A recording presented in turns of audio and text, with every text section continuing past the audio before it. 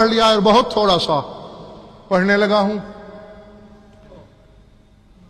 بلکہ میں اپنی طرف سے بھی تمہاری طرف سے بھی معذرت چاہتا ہوں اس سے جو شام سے آئی ہے۔ ہاں، وہ تو صادق کا پرسہ لینے آئی تھی۔ اللہ اکبر، اللہ اکبر، اجرکم اللہ۔ آج تو وہ صادق آل محمد کے پرسے کے لیے آئی تھی، ہم نے اسے اتنی دیر انتظار کرائی۔ ہاں، میں تمہاری طرف سے بھی اپنی بی معافی چاہتے ہیں ہم۔ آپ کو انتظار کی زحمت برداشت کرنا پڑی۔ ہاں، یہ بھی حبداروں کی موالیوں کی مجبوری تھی۔ یقیناً پردے سے بی کی مجھ پر بھی نظر ہے، تم پر بھی نگاہ ہے، دیکھ رہی ہے کہ کون مجھے میرے بیٹے کا پرسہ کس انداز سے دیتا ہے۔ عام طور پر عوام نے یہ سمجھ لیا ہے کہ فضائل صرف علی کے ہیں اور مصائب صرف حسین کے، حالانکہ ایسا نہیں۔ فضائل میں 14 کے 14 علی ہیں اور مصیبت میں کوئی بھی حسین سے کم نہیں ہے۔ ہاں، بطول کے بیٹوں کی قسمت اس معاملے میں برابر ہی ہے۔ میں بس لفظ کہنے لگا ہوں، 2 کے 2 جملے کہنے ہیں، مجھے سمجھ میں آ گیا۔ شبیہوں کی قسم، قبر میں بھی ماتم کرنے کے لیے کافی ہوگا۔ میں اکثر بیٹھ کے تنہائی میں سوچتا ہوں کہ ظالموں نے لعنت لینی تھی، ورنہ بطول کے کسی بیٹے کو زہر دینے کی ضرورت ہی نہیں تھی۔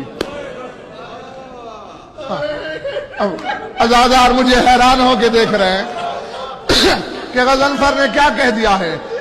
میں پھر دوہرا دیتا ہوں، جتنے بھی ہمارے ائمہ کے قاتل ہیں مفت میں لعنت کے حقدار ہوئے ہیں۔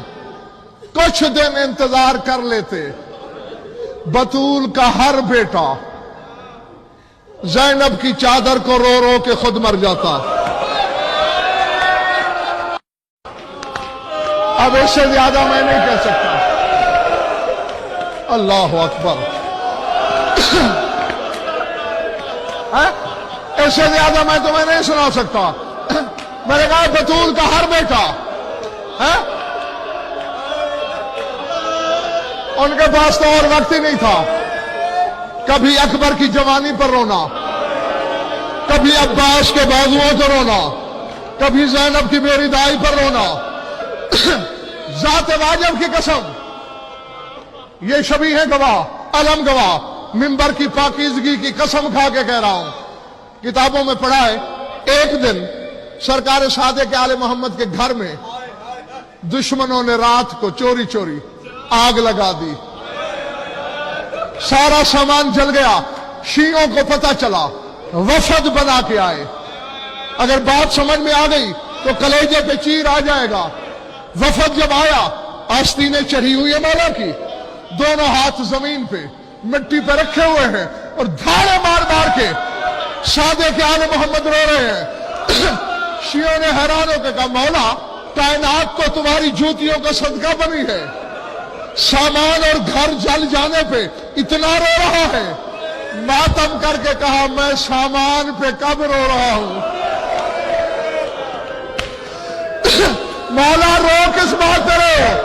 فرمایا، جب میرے گھر میں آگ لگی اور میرے پردہ دار کبھی ادھر دوڑ رہے تھے،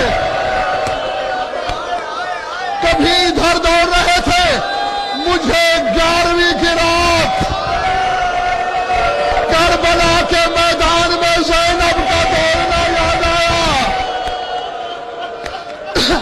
مجھے یاد آیا، کبھی سجاد کو اٹھا اٹھا کے، کبھی سکینہ کو سینے سے لگا کے۔ اللہ اکبر۔ تو جس کے رونے کا یہ انداز ہے، کتنا اور جیلا تھا۔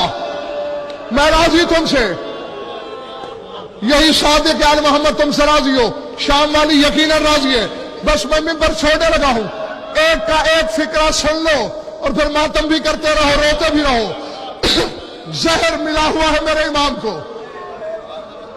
कभी यूं गिरते हैं तड़प के, कभी यूं गिरते हैं तड़प के। अशीर बगदाद मौला तेरा सातवां इमाम अपने आप को बाबा के सीने में गिरा, कहा बाबा जहर ज्यादा तकलीफ दे रही है, जरूरत से ज्यादा क्यों तड़प रहे हो? मातम करने आए हो तो ला समझना। मेरे मौला ने कहा मेरे काजम बेटे, मैं न जिगर के टुकड़ों पर तड़प रहा हूं, न जहर की शिद्दत पर तड़प रहा हूं, तो फिर तड़प क्यों रहे हो? रोके का लैतनी कानत ली उख्तुन मिसला ज़ैनब अल कुबरा, काश मेरी कोई ज़ैनब जैसी बहन होती, जैसे मेरे जिगर के टुकड़े बाहर आ रहे हैं वो ताश्त आगे करती, मेरे जिगर के टुकड़े संभालती। मौला का ये कहना था। दरवाजा खुला, एक पर्दादार दाखिल हुई, रो के कहा मेरे बच्चे घबरा नहीं, मैं शाम से हाथों पर तेरे जिगर के टुकड़े संभालने के लिए आ गई हूं, मैं तेरा शोध मनाने आई। मातम हुसैन